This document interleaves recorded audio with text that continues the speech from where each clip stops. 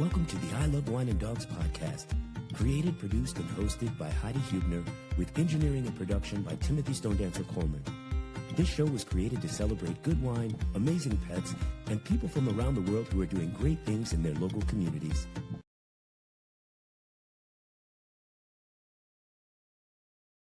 Welcome, everybody, to another episode of the I Love Wine and Dogs podcast. I'm Timothy Coleman, co-host, here with my sister, the creator, producer, and host of our show, Miss Heidi Hubner. What's up, Heidi? Hi, everybody. How are you, my brother? Oh, listen, as always, we're taking it day by day, right? The good, the bad, the in-between, it's all a learning process. And, I got to say, I got nothing to complain about. Okay, but do you have any new exciting? I feel like I was supposed to be waiting to hear from some good news from you.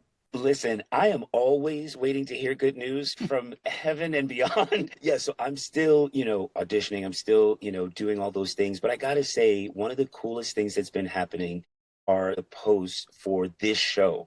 I am loving all of the feedback and impressions that we're getting. I started posting this on my LinkedIn page, and I have about 2,000 people following me. It's not, tremendous, but so many people are like, oh my God, you guys are in your second year. I didn't know this existed. So I think we're going to start getting a lot more traction for the show. So honestly, that's been my real excitement the last couple of weeks. Well, listen, I'll take it because that is great news. And, it's just fun, our little process of doing this. I enjoy it every single time we're together. And I'm so excited for our guest today, Julie Fingersh. She's a writer and a freelance journalist, a mom, and an author of the book Stay. It's a story of family love and other traumas. I just finished reading it. These are all my little Post-it notes. This book is spectacular, but I think what is so awesome is I have known Julie since 7th grade. And so without further ado, Julie, hi, and welcome to the show. I'm just tickled and thrilled to be here. If we're allowed to use that word anymore, it's from our childhood, but it's really, there's just something very beautiful about being here with you, Heidi, and getting to meet Tim too. So I have to say, this is so cool. And this is one of the reasons why I love social media. I saw a post that Julie was going to be in Santa Monica doing a book signing. And we're friends on Facebook. I don't think we've seen each other since graduation, which is crazy. And I was like, oh my gosh, I'm totally going to go. This is so great. And 2 other friends are there, Kimberly Wang and Ellie Klausner, who we all went to school together. And I was like, Julie, I'm coming. And she was like, wait, what? You are? And I'm like, yes. It was I just loved it. I loved having you there, having my team KC there. Yeah, it was so great. All of us from high school. And then I got to meet Julie's lovely husband, Dave, and some other friends. We went to dinner after the book signing and the Q&A, which, again, knowing her, I had no idea she was going through what she went through and what she wrote about. So before we delve into all of that, I had asked Julie what wines she likes, and she likes Petite Sirah and New Zealand Sauvignon Blanc. I didn't have one to feature today that's one of those specifically, but this is a great wine from Sausalito Canyon in the Central Coast, Rebel Rouser. So Julie, in honor of you. Thank you. It's not 100% of what you normally drink, but I'll be cracking this open later. We'll be right back after these messages. I Love Wine and Dogs podcast has brand new merchandise. Have you ever looked at something and realized you didn't need it until you saw it? ilovewineanddogs.shop, your one-stop shop to support loving pets, good wine, and great people doing awesome things in their communities. Visit ilovewineanddogs.shop and get that new merch.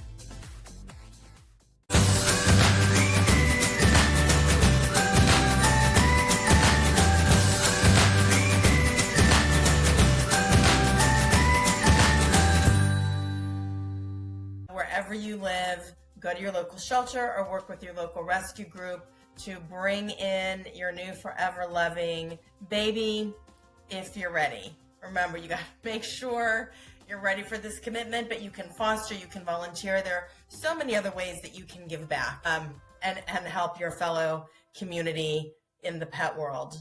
Like, share, and subscribe on Facebook and Instagram at I Love Wine and Dogs. Welcome back to the show. All right, everybody. So again, our guest today, Julie Fingersh, author, amazing woman. Her book, Stay. You have to get it. You have to read it. I literally couldn't put it down. But Julie, take us back. So we're both from Kansas City. Were you born and raised in Prairie Village, or did you guys move there? No, I was born and raised in Prairie Village, which, as you know, being from Kansas City, is its own experience once you leave Prairie Village or you were in Mission Hills. But yeah, if you're from Kansas and you leave, you have a whole different perspective on how everyone sees you. But that's another podcast, I think. And another book, maybe. And another book, yeah. Okay, so born and raised, and then where did you go to school before you came to Sunset? I went to a Jewish day school, the Hebrew Academy, and then I came to Sunset in seventh grade when it was still an all-girls school. Julie was the kid in school with her yellow legal pad, always asking questions. Julie was also very smart. She was excellent at literature. Who was your mentor at our school? Like, what teacher really stood out to you and probably helped mold you to what you were doing? 100% that would be Lorraine Gordon. She was she came from Loretto. She was a new teacher to our high school.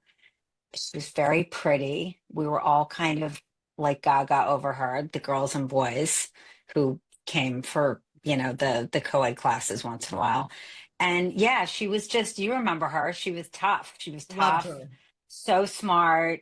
And I think she's probably was my most important, besides my dad, who also really taught me to write. She's probably my most important influence in learning how to write, but also just even seeing myself as a writer, because she was just always, she held that for me. And it was just, when you're a kid, you're like, who am I? What do I do? Am I good at anything? And she kind of helped me see that and go for it and stuff. It was very important. She was a great teacher. And it's like John Love said was my mentor because Oh, of doing totally. musicals and everything. And that, was my passion. And I think I kept in touch with Mr. Lovestad. It was great. Like throughout the years. Did you with Yes. him as well? Yes. Yes. In fact, May 20th, I'm going back to Pembroke Hill. It's now called Pembroke Hill, to do an alumni event for the book. And Lorraine is going to interview me, which is just like the most fun thing ever. So I saw her last time I was in Kansas City. And so, Julie, like writing, when you were thinking you were going to be a writer, in what way were you envisioning that as a career? Well, I think because I was on the newspaper and it was the school paper, and it was really Lorraine who, when we were, if you remember, our school paper merged the year before the school merged. And so we were the first class to do a combined newspaper. So it was like a kind of a competition between the girls and the boys, who was going to be like editors and, who was going to make up the masthead. And I wasn't even going to apply. And I remember Lorraine, like, I guess, looked at all the applications, and she like found me and she's like, "Where's your application?" And I was like, "I'm not going to get it. Like, I'm not applying for it." Like, because you know how when you're in high school and you're like, there's just the people who are going to get it. And she was like, you need to apply. And so I did, and I got the editor-in-chief position. And I think that it was just such a powerful experience. And I think because of that, I always saw myself as being a journalist, because I also am I am so interested in people, and I'm constantly asking questions. I'm always would rather ask people questions than answer them, which is ironic since I wrote a memoir, but that's part of the irony. And so really, I wanted to be like a journalist. And one of my heroes was Anna Quinlan, who she was the New York Times first female columnist, and she wrote about life. And she was no one did that then, and certainly not a woman. And I just remember I'd wait for her column every week and be like, oh my God, I can't believe she just gets to write about life, and like that's her job. So that's what I always really wanted ultimately, but then life got in the way. Okay. Do you think that Carrie Bradshaw's character from Sex and the City I know that was a book, I think, but do you think that idea came from what she was doing? You mean what Candace Bushnell was doing? Yeah, writing about life. Oh yeah. Oh, you mean like Did with she Anna get that Quinlan, one of idea from Oh yeah, maybe. Yeah, maybe. I know. It's funny because right, because like before that, who nobody? was right, nobody. Right. She was one of the first people to do that, I think. And then like Dave Barry wrote, and Nora Ephron, Yeah. and Irma Bombeck, those people. Yep. I remember. Yeah, remember those? Yeah, and they Yeah. still, all of them are just, those are my favorite writers, because to me that's the most interesting thing.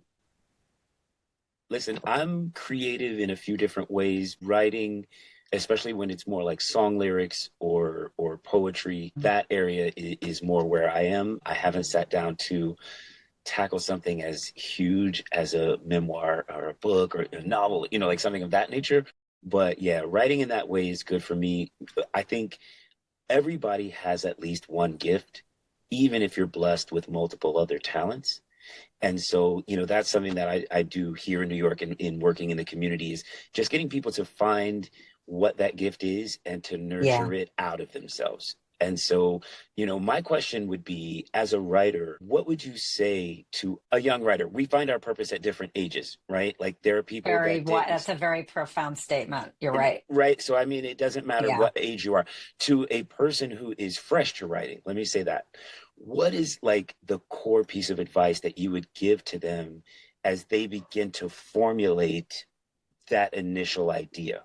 I think my core piece of advice is to let yourself be in love with writing and do everything you can to protect that feeling. Because I think that there is, once you get it in your mind that you have to publish or you have to make a living doing it, or it has to be a certain thing or have a certain outcome, it's like a creativity killer in a sense. And I think that, I mean, of course, our advice usually is the things that like we never followed.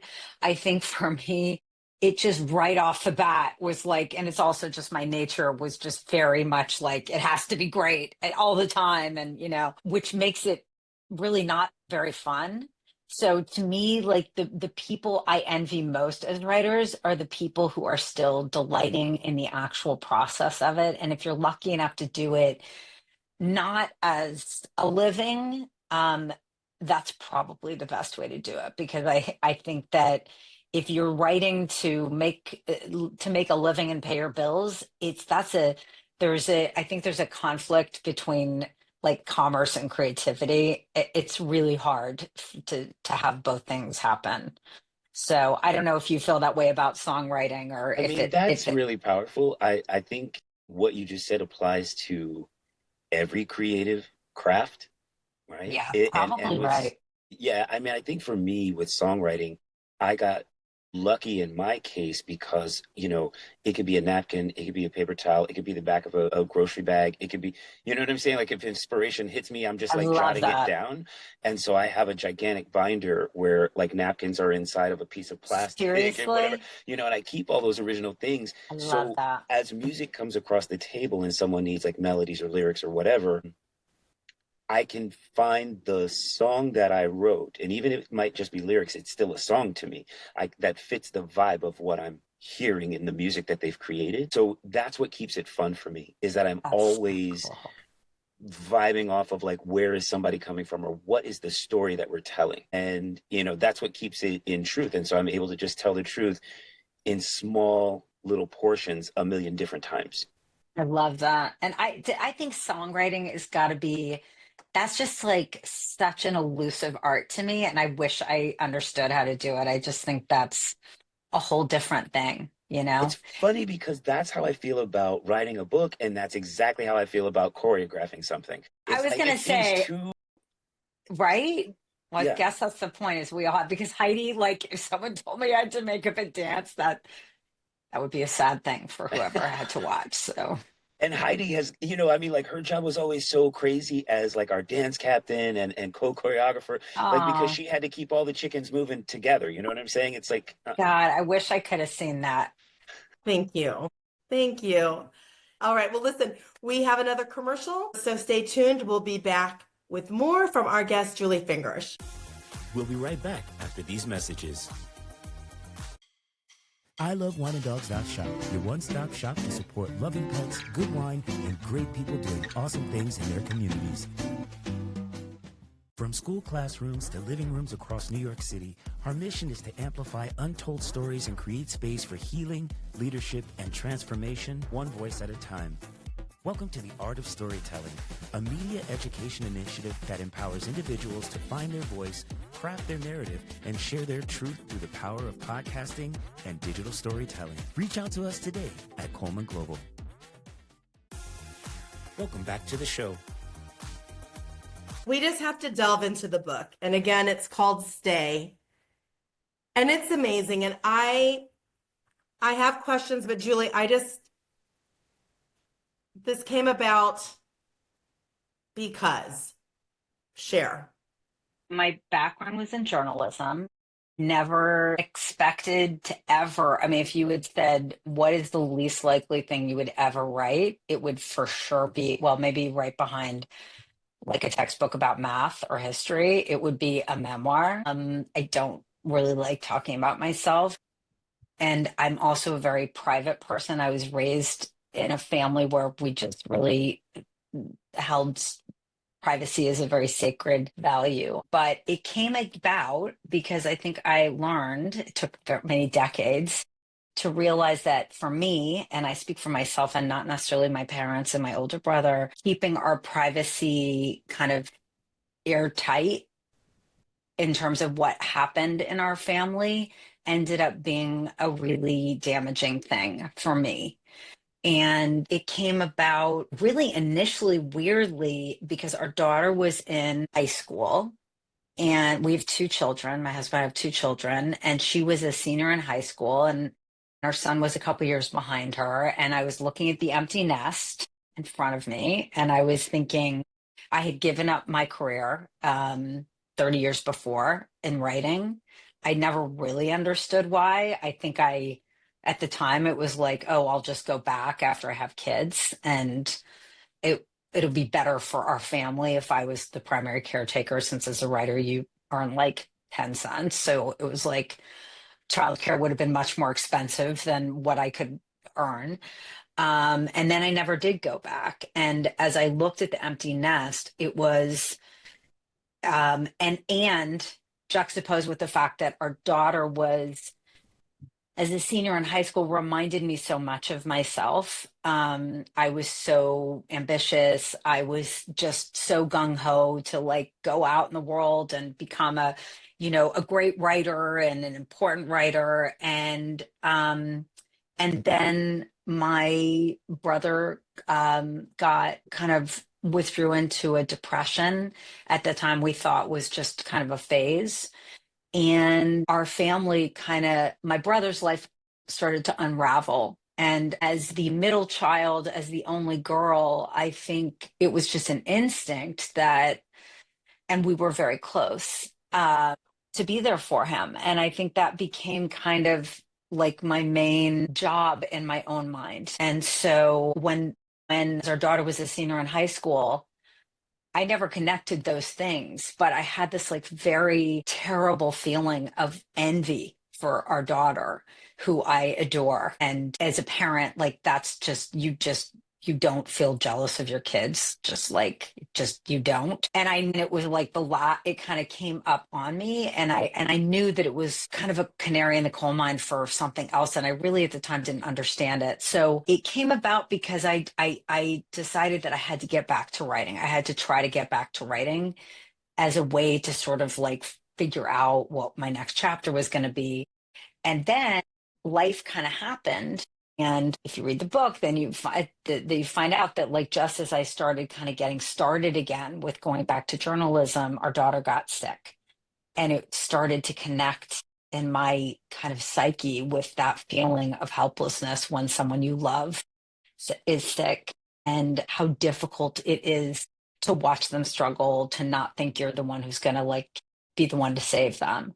And so I kept writing my way through it. And then it wasn't for really a couple years into it that I really decided to try to make it into a book that would be for other people, because I was always clear, like, it's not about me, it's not about my family, it's about just the universal questions of motherhood and self and identity and family loyalty and, mental health and chronic medical illness and all that stuff, and how it changes and shapes us within families, and then as you go out into your own life and try to be a person apart from it. First thing, family secrets and secrets in general are horrible.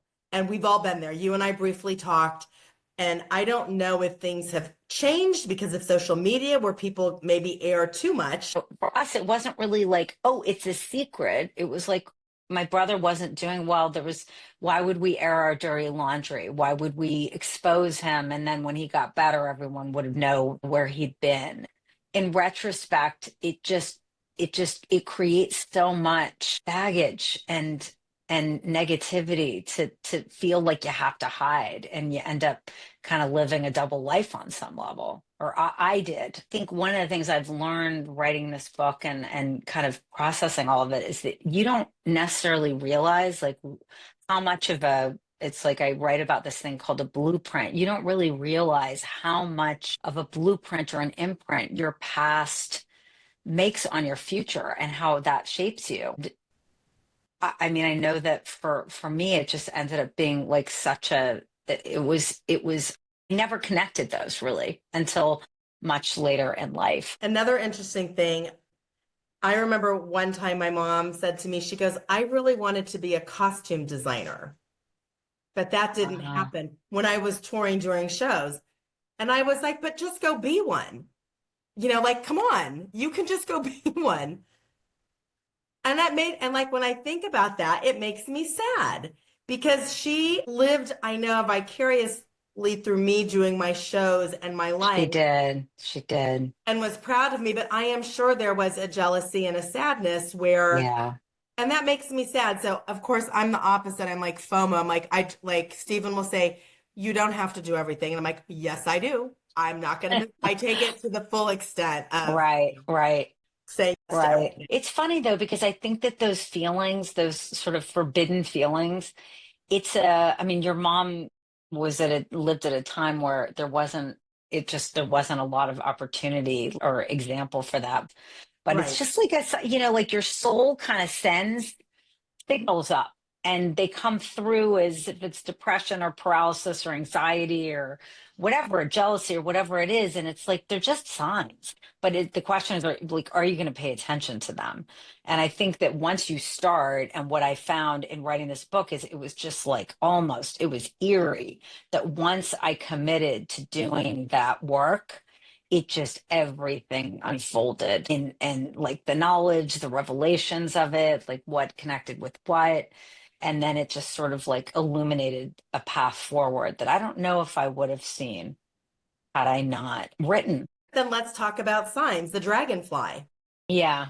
So Tim, this will get your goosebumps going. So Julie, talk about the symbol of the dragonfly and Danny. When Danny died, and on the day of his funeral, were like inexplicably, there were like dragonflies that were like on our windows. They were like draped on our windows, which was just like such a weird thing. And in the haze of the morning and the shock and because it was a very sudden and horrible death. It was just something that it was like odd, but I wasn't really paying much attention to. But my mom immediately sees that as a sign from Danny.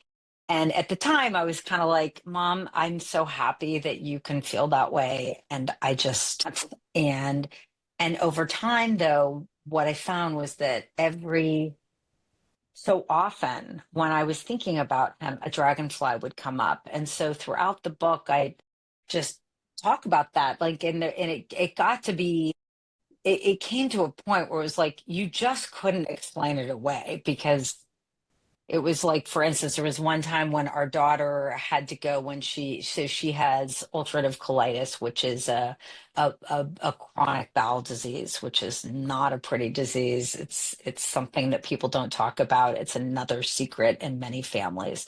And I know that also because I can't tell you like how many people have written to me about their kids who have it, who don't talk about it, who feel very isolated. And anyway, she had to have surgery for it. And my husband, who's a doctor who really doesn't believe in science and really doesn't believe in like anything that hasn't had like 10,000 different experiments and data and all that, called me from the hospital and said he had taken Jessie up to sign in for her surgery. And they were up on the 16th floor, and this was in San Francisco in a really industrial part of the city that was under huge construction. Certainly dragonflies were not around there. And he said that as they were signing in, he kept hearing this like click, click, click. And he looked behind the person registering her, the nurse, and there was a dragonfly, and it was just like trying to get in. And then 2 hours later, when I came to meet them, because I had to deal with something with my son, when I ran into the hospital, a dragonfly like swooped down like literally in front of my face as I was running into the hospital. And that's just still, if I were you and I didn't believe in signs, I'd still be like, okay, good for you that you believe this. But over time, it just became, kind of it's hard to explain away. And I think the main part of it is that it just made me realize that there's so much that we tend to only believe what we see, and there's so much that we'll never see that is the truth and that informs our life. And when you open yourself up to that, then you're open to a different way of, kind of being. I think for me, it's a sign. The dragonfly is a sign, and this is the book cover. And I love it so much. I love this book cover so much. It's just a sign of the wonder and the things that we don't know and that we can't see. We'll be right back after these messages. ilovewineanddogs.shop, your one-stop shop to support loving pets, good wine, and great people doing awesome things in their communities. Welcome back to the show. One of my early writing partners, before I knew I was writing a book, we were on our way to this writing retreat, and she had committed to writing a book, and I was just sort of along for the ride.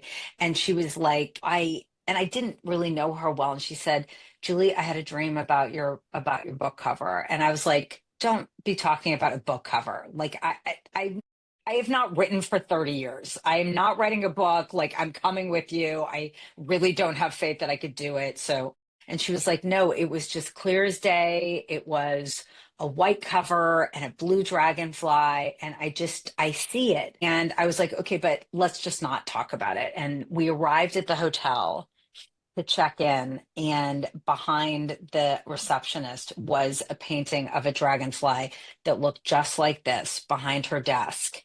And it was just like, we both were like, okay, this is just too weird, because it was literally like what she described. And so I was lucky enough when the book was, in production, that my editor let me take the lead on the creative work behind it. And I so believe in signs, and I do believe you? 100%. Danny is always going to be with you, and the dragonfly is always going to signify to remember him, because he's here. He is watching over you and your family, but I think especially you. 100%. I believe that. I also think, you talk about I love that. the committee, and like that damn committee. We all have different sets of committees, but it's like, Julie, you were supposed to go through every single thing in your life and your Yeah. family and your daughter to be able to write this book because it helps people. Thank you. So this is something I'm going to read, I think. This is on page Mhm. 118. And you wonder why certain things stick out to people. Okay, I don't have kids. I have two great stepkids, but I did not have kids of my own. I got married late in life because I wanted to pursue other things selfishly. So That's not selfish, by the way. That's just you were living your life. I was living my life. If you were a Amen. man, you would never say it was selfish, by the way. I was living my life because that's what I wanted to do and supposed to do. Okay, so this is Jesse says to you, Mom, I don't really want to FaceTime or talk every day. I need time for things to build up so that I have stuff to tell you. I love when you said you were lucky to be able to stay home and be a mom and not Yeah. have to work a job. And your kids needed you and your brother. You were not supposed to do what you were doing now. You were supposed to do all of those things. Now is your time to live and do. But her saying that, because of course you're worried about her, of course, everything that she went through. But I love that. And you guys learning to listen to what she's saying. Let me build up some stories to tell you. Oh, that's so, oh, okay. So you're saying you're relating that to me that I needed to build up stories. Yeah, you Hey, needed a chance that's to like cool. That's live such your a, life and be able to have all of these experiences that a well-rounded human being has when they actually do what you said and go through the process of that Mhm. meditation and of that release and of accepting like what has happened in the world, and then you're able to share it back out with other people, to Heidi's point, and help other people. I love that. Well, thank you. I love that. I love that view. Yeah, I mean, because it's both her saying, Mom, give me space so I can have something new to, share things, Tell but you. it's also, you need to build up time to be able to That's share right. things, right? Not Yeah. always being the Yeah. caregiver. No, it's true. I mean, I will say like you can't, I think that's the gift of age. Like I could never have written a book like this when I was young, no matter what I went. I'm not talking about obviously the story, but just even, so many people say they relate to it and that, there's things that it helps them understand and learn and blah, blah, blah. And it's like that just comes from experience, like Yep. what did I know, well, when I was carrying on around my legal pad trying to like, figure it all out. Like it was going to take decades to figure it out. Right. So I think that's true. Yeah. For all of us. And then the other story I liked was the lady on the plane. Oh my gosh. Wow. So share with Tim, because again, this is just Sweet. acts of kindness that people do. So share what you were on the Yeah. plane and what happened. Okay. First of all, I'm just so touched that no one's ever even mentioned that part of the book. So my brother had died, and it was very sudden, like I said, and I the next morning got on a plane to fly home, and I was just kind of in shock, and because it was something that we had just envisioned and had nightmares about for many, many years that could happen. And I got on the plane and I don't know what happened, but I just like, I started to, they said that they were taking off for Kansas City. And I think it just like hit me that like, there I was in the moment that I had imagined so many times. I was on a plane to my brother's funeral. And I just like, it hit me. And I could not stop crying. I was like sobbing. And I guess I was like 20, I was 29. And the woman that was sitting next to me, and I was like, I mean, really sobbing. And I was sitting in the window seat and I just was trying to like keep it to myself because it was like loud and snotty and this woman just leans over to me and she was like, "Did you lose someone?" Which, of course, made me cry even harder. And I just cried for like 2.5 hours. And she just like, we didn't talk. And she just like held my hand and held me. And it was just like the kindest, and she said, "Did you listen?" I said, "Yeah, my little brother." And she didn't, she didn't like try to talk it out, whatever. She just held my hand and she was just with me, like didn't, that didn't do anything, but just she was just with me. And I got off the plane and I hugged her and I was in such a daze. I never got her name. And I wish I did because it was just one of the kindest things that has ever happened to me. Because, when in life, like I talk about later, this thing called project grief, like when people are grieving, like we all grieve, but like yet nobody really knows how to deal with it. And nobody really, even if you love somebody and know someone, you still don't know what to say and you still don't know how to comfort them. And that was just like this moment of grace where a total stranger was just so with me in exactly the way I needed to be. And it has never, it's just probably the kindest thing that's anyone's ever done for me. And I wish I could know who she was so I could send her this book, but maybe she'll read People magazine and find it. I just always, when people ask me, I just always say, don't not because you're uncomfortable or because you think you don't want to upset them. Like they're already upset. And one of the most upsetting things, especially in a situation where it's involving illness or suicide or anything that's like has a lot of stigma around it, is it means that much more to people to just even ask, like when people say like, tell me about Danny, like tell me, or people who come to me like, oh, I remember him, you know I remember sharing stories about him. That is like such a gift to the bereaved. I mean, don't you guys find that? I mean, if Yes, I do. Mm, totally agreed.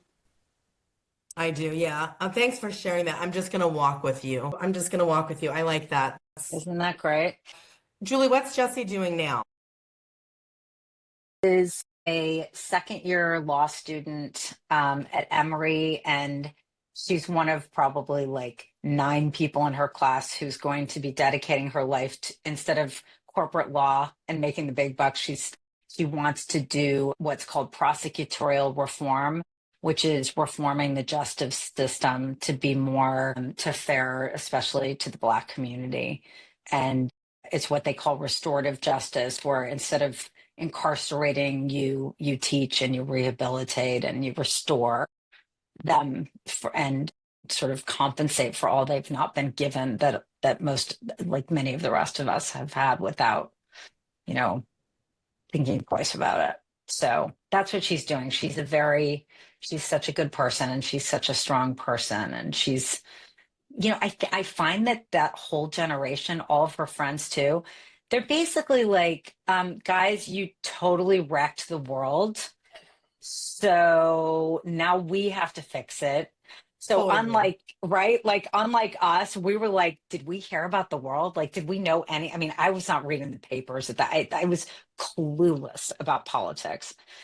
That whole generation is just, they know everything and they're on a mission to like fix it. Thank God. I mean, God that's the help them. difference with digital natives, right? It's true. They get information much more quickly. They know a full day's worth of whatever's going on by 15 minutes, after 8 a.m. Yeah, and the rest of us are still piling and picking through it, throughout totally. the whole day. You know what I'm saying? So I think, first of all, just congratulations. I mean, like, obviously, the evidence of great parenting is in their children. And, somewhere along the way, I think she saw what you and your husband stood for internally, because Thank to you, get Tim. into that kind of work, Hmm. my father, when he retired from the military, started a nonprofit. His focus was Wow. getting youth off of drugs, getting Wow. families rehabilitated together, Wow. reconnected together. So I grew up watching that kind of work, uh, not from the legal side, but just from the on the ground That's grassroots kind of side of it. amazing. And so, anyone who has that kind of heart and soul and fire definitely deserves all of our prayers, all of our support, all Yeah. of our appreciation, because someone's got to do it. Yeah, that's so. That's amazing. And also your mom being a pastor. I mean, what holy people and I mean, what listen, holy work. I always say I grew up in a master class of service. Wow. I didn't know that. I was just a kid watching Right. videos on TV. You know what I'm saying? Like I didn't know that it was a master Right. class of service until I got out in the world. And then it's like, okay, wait a minute. I gotta adjust my focus. Like my real happiness isn't all of these things over here. It's using all of those things to amplify where Yeah. my real passions are, which is what my family was doing, which is what I grew up watching. Right. And That's so amazing. I work in the community all day, every day. It's been 25 years of the hard service, but it's not something I take credit for because I saw it from my parents and it was something that was natural to me. So I give That's them the credit amazing. for it because that's where it came from. But I think that's also a lot of, maybe it's not so drastic for everybody, but that is in all of us. That's another thing that brought Heidi and I together was community. That's another thing Mhm. that brought the two of I you love together that. was that I love community. that. That's just, that's really amazing. And hats off to your parents. Cause I have to say, like, we had a social service club in high school, and that was kind of the only that not many of us were on. And it was it was so siloed, and it sounds like you really grew up in a Yeah. family where that was really front and center. Right. I think for us a lot of it came from our faith in Judaism. It's just the core part of Judaism is repairing the world and loving kindness and loving thy neighbor. So I think that Jessie grew up in a really privileged world, and she looked around and was like, this is doesn't um why doesn't everyone else have more of this? That's great. And congratulations, Mom. You got to be so Thank you. proud. Dope. That's dope. I am. And I have to ask about Sam because I feel like with Aw, everything that you guys have gone through, yeah, and he's, that's in so the sweet of you. background, I'm here for you, Mom. I'm okay, Mom. I'm okay, Dad. I love you, Jesse. Like, how hard for him? Yeah, He's you're healthy, and his sister is going through this, and that guilt of why her, and not, that he's wishing that upon himself, but how is he doing and what is he doing? And what the book? okay. First of all, it so touches my heart that you ask about him. It shows your sensitivity and your perceptiveness. It really does. Like, there are the people who are like, well, what about Sam? And I mean, it was pretty crazy, even as I was writing the book, that it was, I had to remind myself as we were going through it with our daughter that, like, he's in the position I was in. He's the sibling with the sick sibling. He's the one who has to be okay. He's and the cost of that, of making yourself small and healthy and fine and don't worry about me. And like my whole life was like that until it wasn't. And he is so sweet and he's so sensitive, and he actually reminds me a lot of Danny in those ways. He's really smart, very sensitive and perceptive, but he's doing really well. I mean, I think it definitely shaped him. It was really hard for him to watch. I think it's especially hard when it's an older sibling who always was. She was such a boss, and she still is a boss. She's very bossy, but it was just to see her in such a compromised, frail, really state. And it was, he had always been the one who was like kind of hyper and kind of like, oh, we had to like watch him and his homework and settle down and whatever. And all of a sudden we were just like, okay, just have a good time in high school. We'll see you when it's over because we got to deal with this. And he did, and he really stepped up. But he's good. He's good. And what did he think about the book? He hasn't read it, and I don't think he will. And I actually would rather he didn't, Hmm. because at least until he's much older, because I just, again, because he is so sensitive, and it's not about secrets, but it's just about, it's a tough book. And I mean, it's one of the things I'm happiest about is that people talk about the laugh out loud and how funny it is and that stuff. But there is the really tough stuff. And I think he's like trusting his inner wisdom that he's not ready to like know those know the whole thing until he's ready. And I don't think he is really ready yet. So, but he's very proud, and it's very sweet how proud he is. Yeah. Thank you for sharing that, because he lived it. He wasn't there all the time living it, but I think that's a very healthy and mature choice. Yeah, it is. Thank you for sharing that, because, and people are So, afraid to talk about things. So how many yeah. people this is going to help, like we said at the beginning of the show. So the other through line, the healing with dogs. So talk about from growing up, having pets, and Yeah. love the dogs, love them. Yeah. I think that it's so funny because it's like I'm sure this is true for every book, that it's like it really says so much about the person, which parts that resonate for them.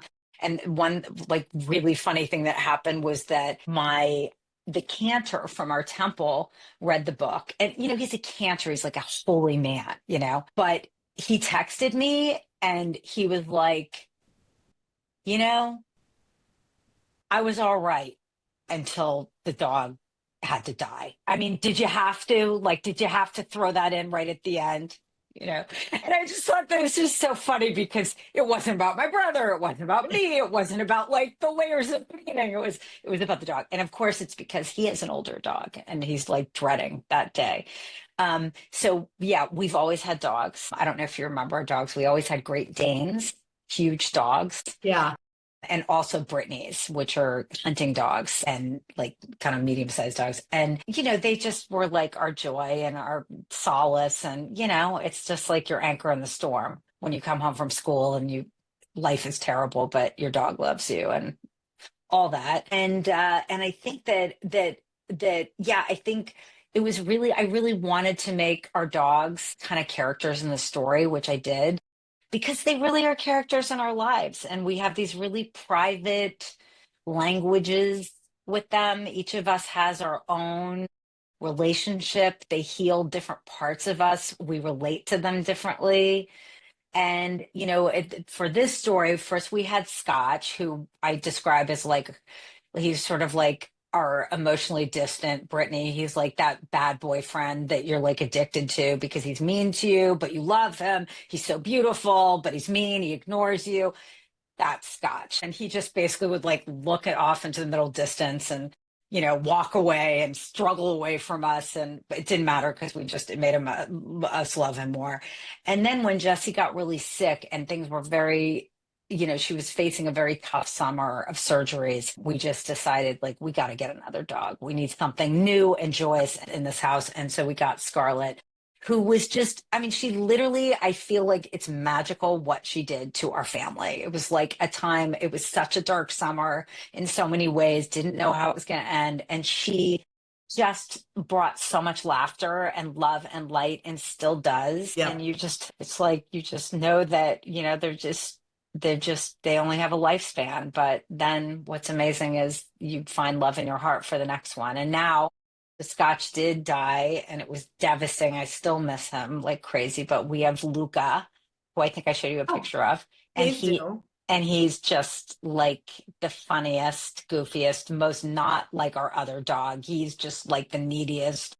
He's a wreck. Like he's just like where Scotch was just like Richard Gere. Luca is gorgeous, beautiful dog, but he's just a wreck. So you got the needy. I love it.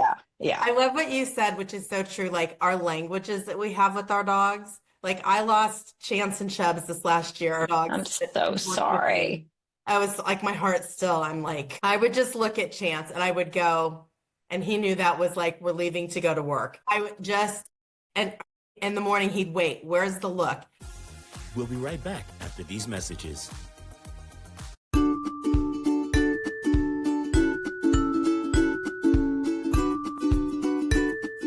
There are only a select few relationships that can ever come close to that of grandmother and her grandchildren. Such is the case with Journey and her grandmother. Journey and her granny love each other dearly. Journey looks up to her grandmother in every aspect of her life, a love reciprocated with her grandmother's every action. If it is something as little as a new crayon box, Granny always is excited for her little Journey, as she means the world to her. This book is about such relationships, pure and delicate as one that's with Journey. Grab your copies today to find out about the sweet and genuine love between a granddaughter and her grandmother in Gillian Bell's new book, Are You Aware? Welcome back to the show. This is my favorite. Well, I have so many favorite parts, but this one, and I don't know why this wants to make me cry, and I probably will. With Julie's quest, what is the meaning of life? Why does it make you cry? Because I love Fillmore, and he had it right. To live, baby, just to really live. Yeah. That's for me when I read that, and every time I read that, and I'm like, he is right. For me, that is my, yes, just live, really live. Well, you're doing it, Heidi. I am. Thank you. I feel You're like doing it, and somewhere, I'm telling you, I feel like he is somewhere for whatever reason, because that resonated with me. Girl, I'm like literally every day I look at that and I say that. I'm like, thank you, Fillmore. You're right. oh my God, I love that so much. Yeah, like, Yeah, no, he did. And to think like it was just so funny because as I wrote, like when I would ask him, Tim, he was like, I would ask all these people, so what do you think? How do you, what's the point of it? And how do you do it? And he would just be like, it's just to live, baby. And I'd be like, that can't be it. do you have an answer for yourself, or is this going to Uh, be your quest forever? And then I want to know what your thought is. yeah. Tim, you go first. Oh, Her I thing don't was, even. what is the meaning of life? That's Julie's quest. The meaning of life. I mean, honestly, enjoying every day by being kind to other people and giving more than you take. That is a beautiful quest. And I don't think they're like it's a one thing, right? Like, No, it's not a one thing. it's Because it's many everybody's things. individual one thing. But that to me, just to live, just live. Like every day isn't going to be a great day. No, I agree. Like I love like Rabbi Lizak's thing of if you want to get close to life, get close to death. To really understand that it is, and then it's going to be over. And so what really matters? Is it really the, $1,000 sneakers or the, being the most popular kid in the class, or is it really? And which is also kind of liberating, because it enables you to just let go of all this BS that is really easy to get caught up in. So I guess the only thing is I just so appreciate the opportunity to just get it out there. And I hope people take a look at the book and share it with people who are struggling in any of those ways, or who just want like the story. With books, they tell you that you have to like have a log line and it has to be this like 2-sentence summary. And like my book isn't that. I said it when you were in that room in LA, like it's not, it's about everything. It's about life. And I guess this is I don't want to sound like grandiose, but to whatever extent it can help, this book is like it's the sum of everything I've learned about going through a lot of those, like walking a lot of those roads in all of those roles as a woman, as a mother, as a wife, as a sister, as a daughter, as a daughter-in-law, all as a friend, all of it. So I just appreciate the opportunity to get the word out. It's so inspiring to me, and it's so amazing that you've taken like a tough start in a lot of ways and turned it into just something so beautiful and so for the rest of the world. Thank you. I love doing this podcast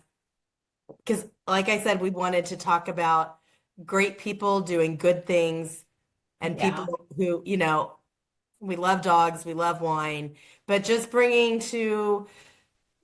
there are so many people doing great things. And I feel super blessed with so many awesome people in my life. I can't wait to see Ellie and Kimberly after April, when things settle down, when I have time. Good. I really cannot wait to get together with them. That's so They're great. so close. I know. I just love this whole reconnection. And that's because of you. If you weren't, that wouldn't have I happened love that. if you weren't in town with your book. So I nothing love that. by accident. Nothing No. by accident. And No, for Tim, sure. I love doing this with him. Like this brings so much joy to me when we do this. And And, to me as well. you know, So I'm just sure people boom. are like, you guys are a broken record, but we mean it when we say it. It was an I honor, love it. honor I to have love you it. on, Julie, and I'm proud of you and I love you. Thank you. If you're going to be in this neck of the woods, you have to let me know. Oh For my sure. gosh. Now I have just another reason to come Yeah. back because it's such a gift to reconnect with the people you grew up with and to see where you all are and to just be able to like see just how you've all changed and how much more you have in common than maybe you used to have or ever Yeah. thought you or ever knew you had. It's 100%. amazing. Yeah, yeah. Oh, Tim, and I just loved meeting you. I loved meeting you as well. I can't wait to read your book because now I Yeah. have to. These stories are rich, and what you've shared has been amazing, so Thank you. poignant. I can't wait for you to hear back. You know, sometimes we say things because it's just organic and this is what's inside of us. But then when you hear it back, it re-impacts you. And I think you've said some things that are heavy but universal simultaneously. Thank So you. pleasure to meet you. And folks, thanks so much for joining us for this episode of the I Love Wine and Dogs podcast. It's on Spotify. You can get us on Facebook. You can get to us on Instagram, all the socials. Everything's out there for you to consume, but don't just listen. Please like and share. We want other people to find great love of wine, of animals, specifically dogs for us, but of any kind of animal, to also share, like Heidi said, good people who are doing great things in our society for one another. We'll see you all soon. take care. Bye, everybody. I Love Wine and Dogs is now streaming for millions of fans on YouTube. Join the tribe.